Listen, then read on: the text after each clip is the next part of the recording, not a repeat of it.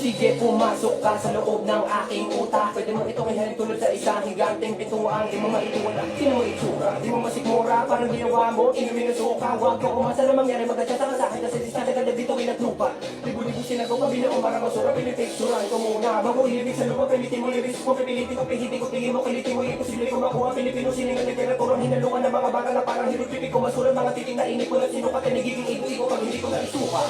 Pag ako naggali, papaupo ka sa dala ko na karit. Ako si kamatay mo, mula sa langit. Alam mo ba kung bakit? Para sindihan ka ng buhay hanggang sa malatlos ang balat at makalbong anil. Pag parang kambing na yung amoy, papatayin ko yung apoy, pala ko ng gamit. Sige, pumasok ka para sa loob ng aking utak. Hinulman ng usok, kuya, kiko at hitupa. Susubo, ito ko na rin ito at isa lang. Bakit kung ba makita niya lalabas pwede at taas? Maaari makapasok at tungal pag pito ay nasarado. Sigurado nila pwede lumabas.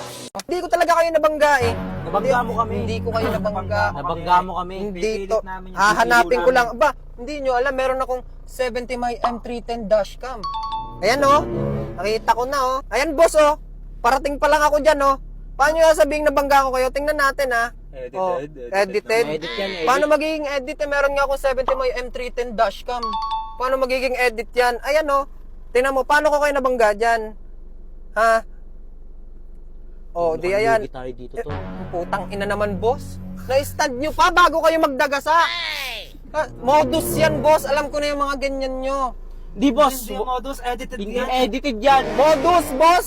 Modus yan. Nyo pa. Boss, paano nangyaring nabangga ko kayo, boss? Ang layo-layo nyo palang nagdagasa na kayo. Nakatayo pa yung motor. Boss, baka hindi nyo alam.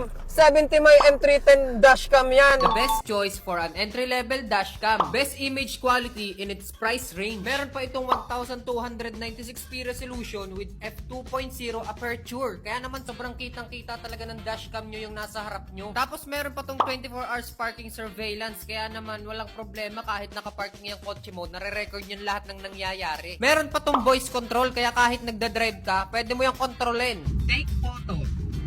O diba? Ang bilis lang niya mag-capture, ang bilis niya mag-respond, kaya napakalupi. Meron din tong application na i-connect mo sa dashcam para dun lahat nagse-save ng mga nangyayari. Madali mo lang yung mahahanap dyan. Mahalagang meron tayong dashcam sa ating sasakyan para pag nagkaroon kunyari ng mga modus o mga ganyan, meron kayong may papakita ebidensya, diba? Putang ina, dadaling ko kayo sa presinto. Butol! ay!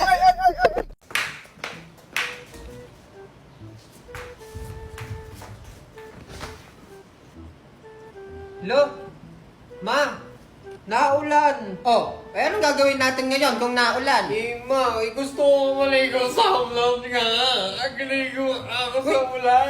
Uy, napaka-OA mo. Napaka-OA mo ah. Gusto mo maligo sa ulan? Sige, punasan mo muna yung lamesa. Tingnan mo, napakagabok oh. Bago ka maligo, magpunas ka ng lamesa doon. Sige, wait lang.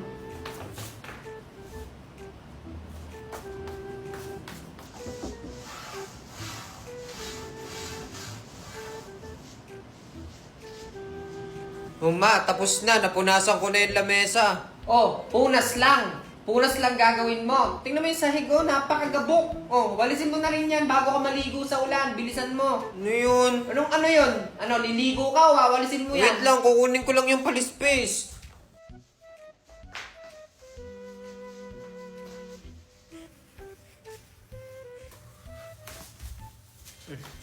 Ayos na yan.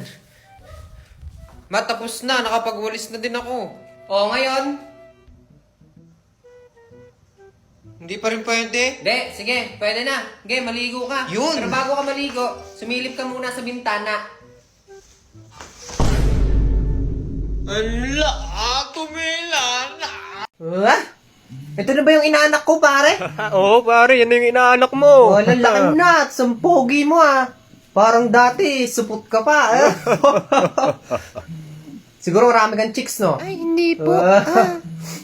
Oh, eto, pambaon mo. Bibigyan kita. Pare, sige, bigyan mo ng pambaon. Bibigyan kita ng pambaon. Ay, sige po. Yun, anak, nakajeta ka naman sa ninong mo eh, no? Pare, bibigyan ko ng pambaon yung anak mo. Oo nga, sabi mo nga. Sige, bigyan mo ng pambaon. Bakit pare? Pare naman.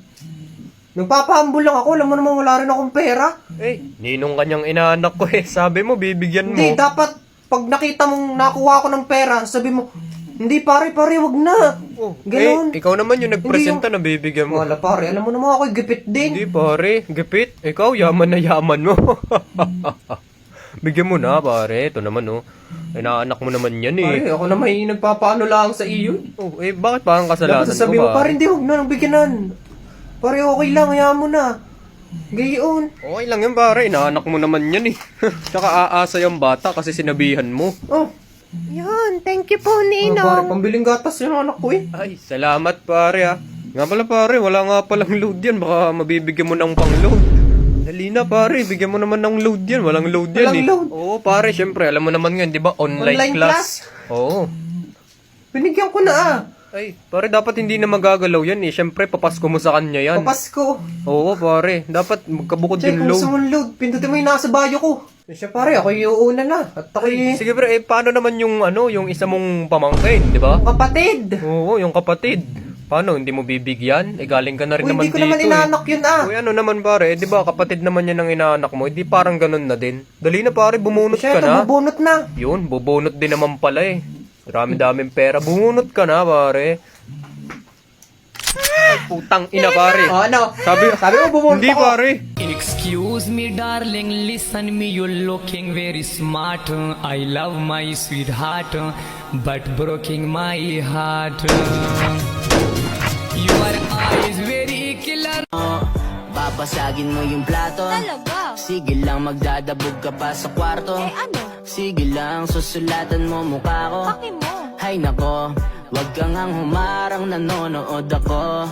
Teka tabi dyan.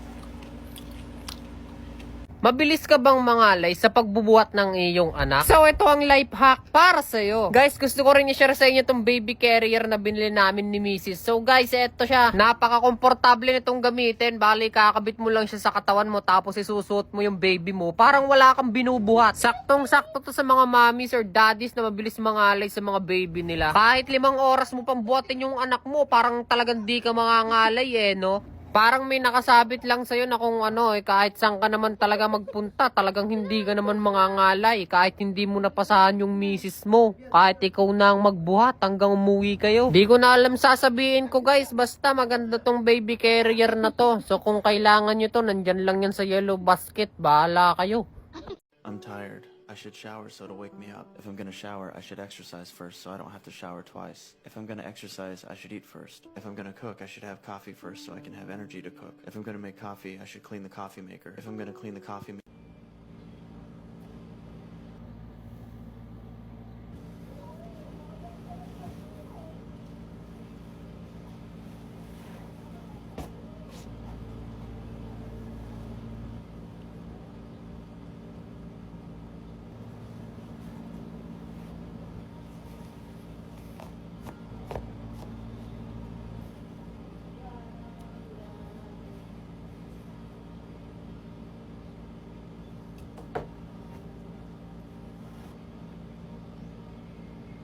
Yung